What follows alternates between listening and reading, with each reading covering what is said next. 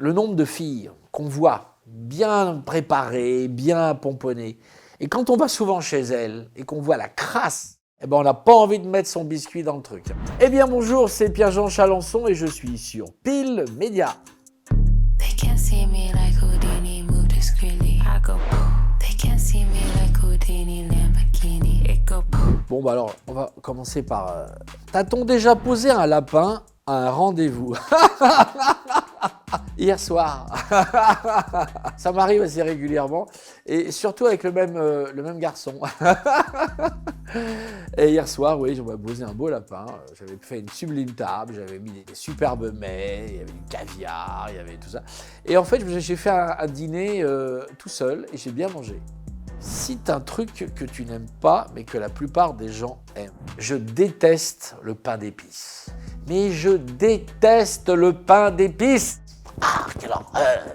Mon cousin, j'avais un cousin qui était le roi du pain d'épices. Et chaque fois, il voulait nous offrir du pain d'épices. Je dis, non, c'est pas la peine, vends-le, c'est mieux, tu te feras des sous. C'est le truc le plus... Ah, j'aime pas ça. Si par exemple, Lynn Renault veut me faire un cadeau, tu m'offres du pain d'épices, ma chère Lynn. Je te le renverrai. As-tu déjà menti en disant que tu étais malade pour le sortir d'une situation? Oui, tout à fait, ouais. Parce qu'il y a des gens, on n'ose pas leur dire non. Oui, j'ai menti souvent pour ça, oui.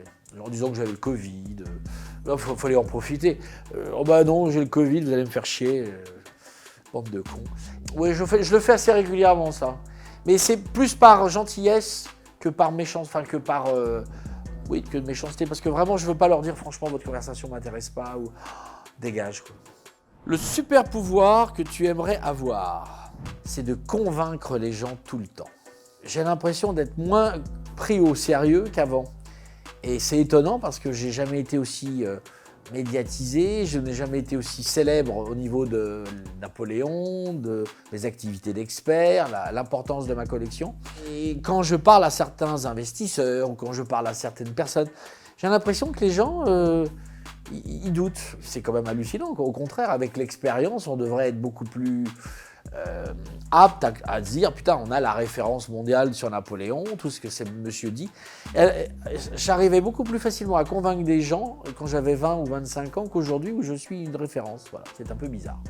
Combien de jours as-tu déjà passé sans te laver? Mon Dieu. Non, je me lave tout le temps. Je suis comme un chat. Je fais comme ça. Non, déjà, je supporte pas les gens qui puent. Et d'ailleurs, je pourrais vous dire que dans le milieu artistique, il y en a beaucoup qui puent. Et pas que moralement, physiquement aussi. Enfin, les deux d'ailleurs. C'est pas parce qu'on remet du maquillage sur du maquillage qu'on est lavé. C'est pas parce qu'on change de jeans qu'on s'est lavé.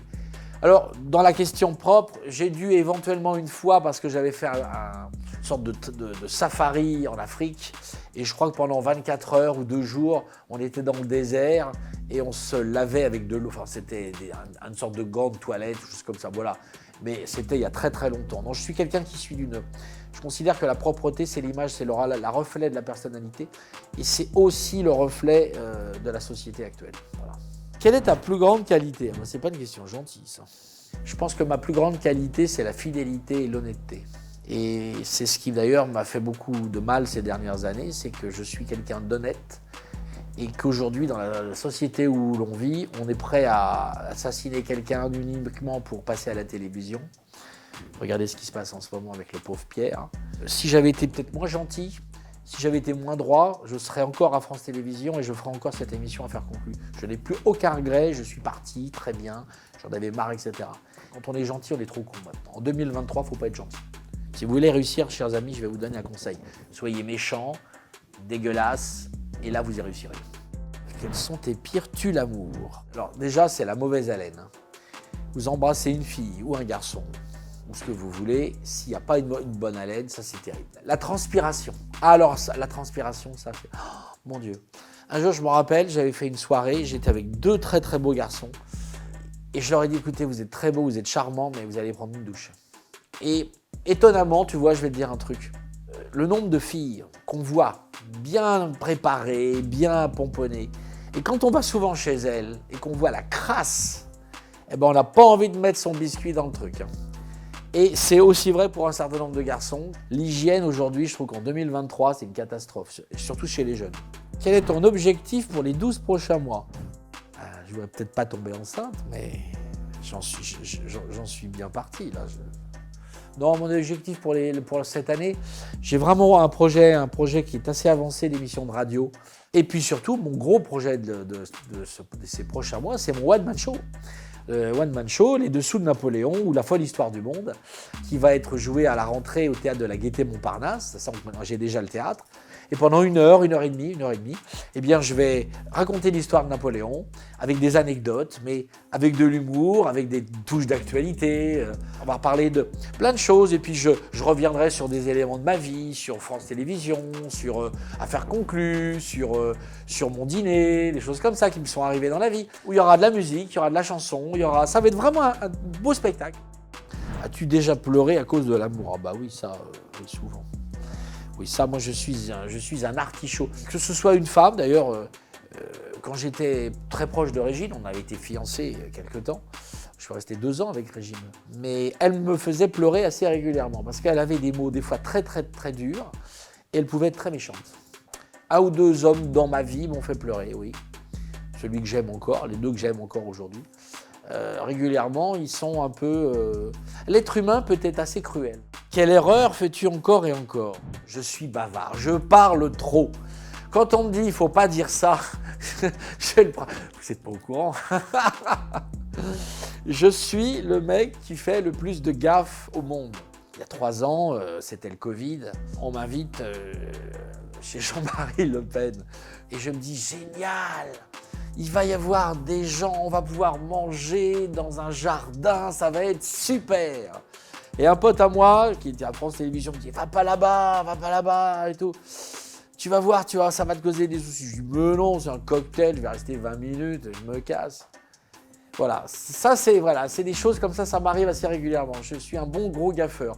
Je ne vois jamais le mal, et par contre les gens m'attendent, et alors là, c'est banco, quoi. L'endroit le plus bizarre où tu l'as fait. J'adore vos questions méchantes. Eh bien, c'est en forêt. J'étais assez jeune et en forêt de Saint-Germain-en-Laye, oui. Forêt de Saint-Germain-en-Laye et forêt de Fontainebleau. Et j'ai fait ça 2 fois. Et j'avoue que c'est très excitant. À recommencer. Ta plus grande peur? J'habitais à l'époque rue Ticton. J'ai été poignardé. J'ai fait une date, comme on dit. Et la personne qui est arrivée m'a poignardé. Depuis, je fais très attention, je suis très méfiant et j'ai toujours une bombe lacrymo ou un machin ou un truc, quand je ne connais pas vraiment. Mais comme je suis devenu maintenant, entre guillemets, une sorte de moine, je vois de moins en moins de gens, j'ai les personnes que je les connais, mais d'être une personnalité aujourd'hui, c'est très compliqué quand on n'a pas une vie sentimentale classique. On ne peut pas aller n'importe où, on ne va pas aller dans un sauna, on ne va pas aller dans un club, on sait qui vous êtes. Je ne vais pas mettre ma tête sur Tinder ou Grindr. Non mais c'est très compliqué. Et comme aujourd'hui vous avez des petites salles qui pensent qu'à vous soutirer de l'argent, bah, ils peuvent raconter ce qu'ils veulent. Donc c'est franchement, moi je vis une vie d'ascète. As-tu déjà fait une sextape? Merde. Ah non, ça c'est pas mon style. L'amour, le sexe, ça doit être quelque chose d'intime, de secret, et je ne vais pas aller faire des vidéos pour que ça traîne sur des réseaux, des choses comme ça. Bon, après, il peut toujours y avoir un ou deux mecs qui ont peut-être fait des vidéos sans que je le voie, mais enfin, ou des filles. Non, ce que je trouve pas bien dans ça, c'est justement des gens qui en font et qui les diffusent. À un moment, Paris Hilton avait diffusé ça, et je trouve ça un peu malsain. Comme quoi, je suis un mec très cool, mais je peux être très classique. Je trouve qu'aujourd'hui, on vit dans un monde où tout est permis. Ben non, tout n'est pas permis. Et surtout pas ça. Quelle émission de télé aimerais-tu faire? J'ai fait des émissions sur le marché de l'art, sur les enchères. Non, mon rêve aujourd'hui, ce serait de faire une émission de variété. J'étais quand même un intime de Charles Trenet, de Charles Aznavour, de Fred Mella, de tous ces gens que j'ai connus depuis que je suis enfant. Et j'aimerais faire une émission de chansons qui pourrait s'appeler Chalençon en chanson. J'aimerais reprendre la thématique de Pascal Sevran il y a 20 ans. Là, je vous dis, vous êtes une personne, vous êtes Adamo, vous êtes Sabine Paturel, vous êtes Jean-Luc Lahaye ou je ne sais qui. Vous avez une nouvelle chanson, vous la chantez où? Ben nulle part. Il n'y a plus d'émission de variété. Vous êtes un jeune chanteur, vous êtes un jeune qui ne connaît personne. Comment vous faire connaître? Nulle part. Ce n'est pas normal, on est en 2023, il n'y a plus d'émissions de variété populaires de ce genre. Donc je cherche un diffuseur. Cette télévision maintenant, c'est pour mettre des gens qu'on met dans une maison. Star Academy c'est bien, mais c'est des émissions qui ont 20 ans. Puis on n'en sort rien de tout ça, enfin c'est que du business. Quant à The Voice, citez-moi des gens qui ont ensuite eu des carrières à The Voice. Mais non, une vraie émission de variété qui soit populaire, qui soit d'après-midi, qui soit récurrente, mais pas un truc starisé, etc. Quelque chose de, comme moi, de populaire, de français, quoi. T'es-tu déjà admiré dans le miroir? C'est très important. Quand tu es une personnalité publique et que tu sors avec tes crades, ou que tu as une crotte de nez, ou que tu es mal rasé, alors souvent, des fois, le rasage n'est pas forcément ce que j'aime le plus. Moi, j'ai souvent été très déçu de personnalités importantes. J'étais à New York et j'ai croisé Angelina Jolie. Je vous assure que sans maquillage, c'est quelque chose. Hein. Ça donne pas envie de se branler. Es-tu jaloux, jalouse? Oh là, mon Dieu. J'ai jamais fouillé dans le portable d'une copine, parce que je suis absolument pas jaloux de mes copines. Et que je suis ouvert d'esprit, etc. Par contre, j'ai essayé une fois ou deux de regarder dans le portable d'un de mes copains. Mais par, comment dirais-je, déontologie, j'ai dit arrête tes conneries, ça se fait pas, il le fera pas. Mais je voulais voir les derniers appels ou les choses comme ça. Quand je suis avec un garçon, il ne faut pas qu'il me dise qu'il va avoir une copine, ou etc. Parce que moi, mes copains ne sont pas gays. Je n'ai jamais eu de relation avec des homosexuels, si je puis dire. Moi, mes copains, ce sont des garçons qui aiment les femmes, donc qui sont bi ou qui sont des curieux, hétéro-curieux. Donc je suis très jaloux, très jaloux. Alors j'ai appris à pondérer cette jalousie avec le temps. Je crois qu'aujourd'hui, je suis beaucoup moins jaloux. Mais quand j'ai une tête de Turc, il ne faut pas qu'on me dise que... Alors là, je peux être très très méchant.